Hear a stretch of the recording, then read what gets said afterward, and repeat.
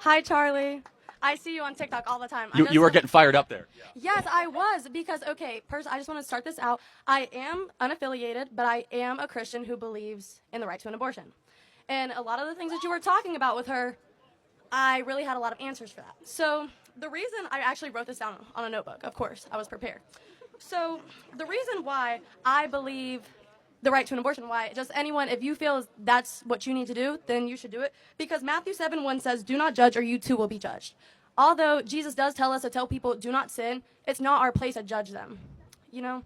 And then another thing that I wanted to bring up, this is crazy, but also the time, I just really want to know why you feel that abortion should be illegal. Do you think murder should be illegal? Murder is illegal. So you think it should be? Do you think it should be illegal? I just feel like there's a big difference between a living, breathing human and then a fetus that is inside of another human's body. Fair enough. What is the difference? The difference is a fetus is inside of the body. You know what I'm saying? Like a fetus, it can't live on its own. Got it. So let's go through a couple questions there. Okay. Why does somebody's location determine their moral worth? It doesn't, but it's simply about the fact of if you feel like that's what you need to do with your body, then that's what you do. Because I could also. Well, hold on a second. If it's not your DNA, how is it your body? It is your DNA. No, it's not. It's a part of you. It's growing in you. It's Hold on a connected to second. you by an umbilical cord. It is a part of you. 1 second. It's attached. A part. It's attached. Hold on a second. It's attached, not a part. Same because thing. No, it's actually not. A part, by definition, means it remains permanent. Oh, okay. Right? Oh, okay. So an attachment is something that is temporary. And so it's not. You are not your mom's DNA. You're not your dad's DNA. You are new deoxyribonucleic acid. So shouldn't we say that if it's not your DNA, it's not your choice?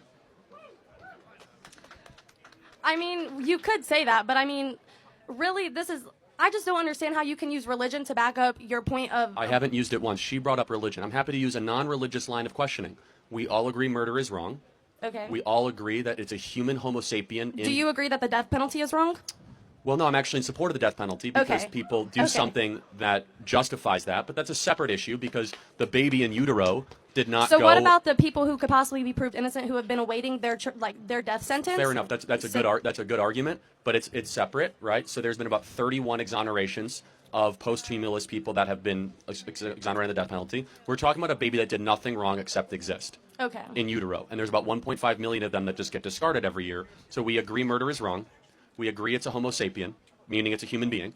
Therefore, murder is the forcible termination of a Homo sapien. Therefore, shouldn't abortion be wrong and illegal?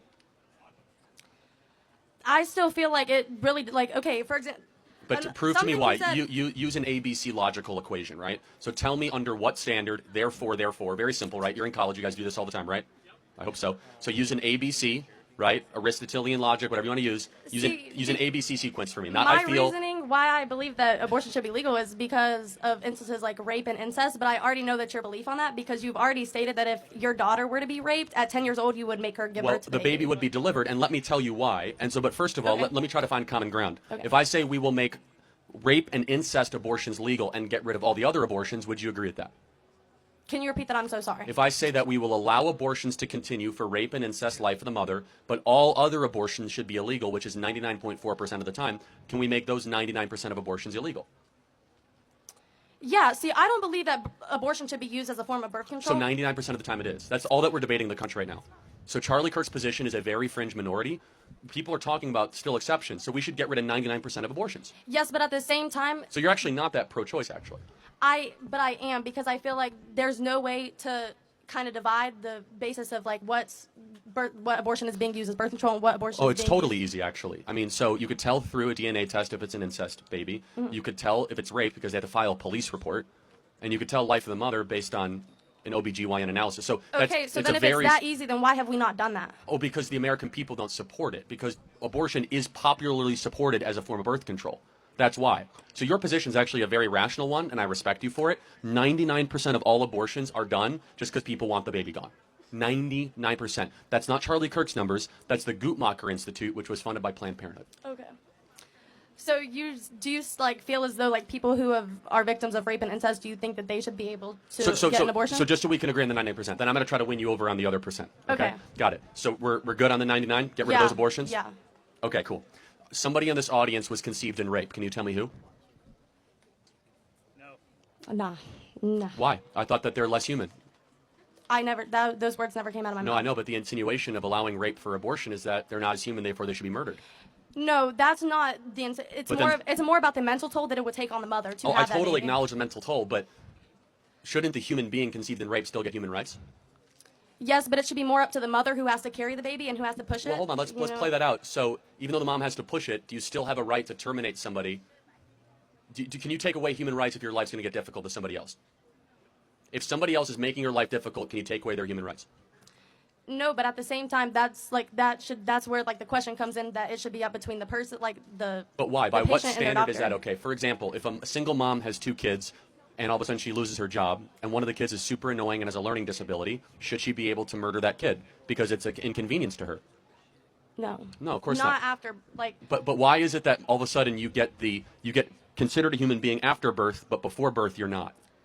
Because after birth you can, you're kind of living on your own. You're not in the mother's body. No, you're not. Hold on. I have a 6-month-old. My baby is not living on its own. Not living on its own, but it can breathe on its own. Hold on a second. Over 500,000 babies every year are born in NICU, which require, which is a prenatal assistance, breathing assistance, digestive assistance, and so are they not human because they can't they have any viability? The point is that the standard doesn't apply, right? Let me ask you one more hypothetical, and it's a good question.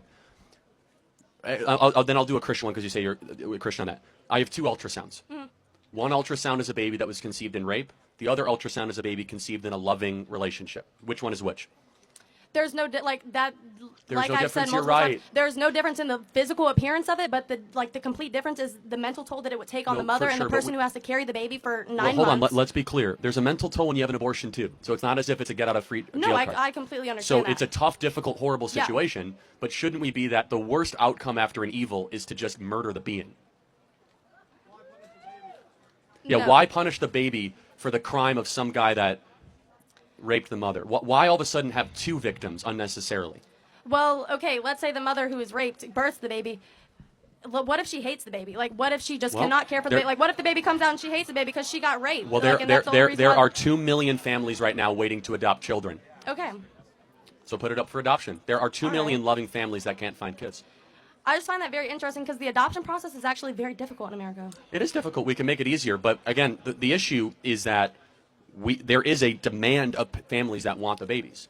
Okay, and my last question that you had started to answer, but you didn't answer what you said you were going to, was why, if your daughter were to be impregnated by rape, why would you force her to have the baby? Well, first of all, because we don't murder in our family. Okay. Would you murder in your family? No, but at the same time, I've done a little bit of research, and I just wanted to let you know that the chance of a 10-year-old surviving giving birth, and her baby, the full question was if is below 10%. So in reality, if you again, want your child I said to if have a there baby was at no- 10 years okay, old, you're you're interrupting. not pro-birth. You're not pro-life. You're pro-birth.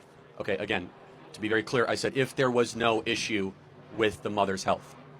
And understand, this is an extreme, hyper-personal example that someone used, and I'm happy to own it, but let's just be clear. Why is that example getting people so fired up? Because it's easy to say that you can murder a baby if it's small and that it's just, quote-unquote, a clump of cells. No, I think that one instance got people so fired up because the age of your daughter and just because of the likelihood that she would survive and the baby would survive. No, my answer was that if there were no medical complications. So that you don't even remember the full answer. People get why does the age matter? Tell me why all of a sudden the age of the carrier matters. Because that improves the infant mortality rate. No, the older you are, the more likely you are to be able to carry a baby to term. No, I know, but the younger you are, the higher the infant and mother mortality rate goes. I said with no other medical issues though. But why? I'm curious though. Because with age comes medical issues with birth. I said with no other medical issues though. So you have to understand the preface there. I want to understand though. Maybe you can help me understand why the women of America are so enthusiastic about the right to be able to kill preborn babies. What is help me understand. I think it's more of just the ability to be able to do what you feel is necessary Bingo. for your body. I think that's right. It's narcissism. I think you're totally right. It is weaponized medical narcissism. I'm in charge of the world. No, I'm in charge of my body. Not in charge of the world, but of my body. Makes sense. So even though it's not your body and it's a different body in you, I'm the most important thing in the world. And that makes sense because you just connected the dots. We have the most narcissistic female generation in history, and abortion is the culmination in that. Thank you for connecting the dots. Thank you. Thank you.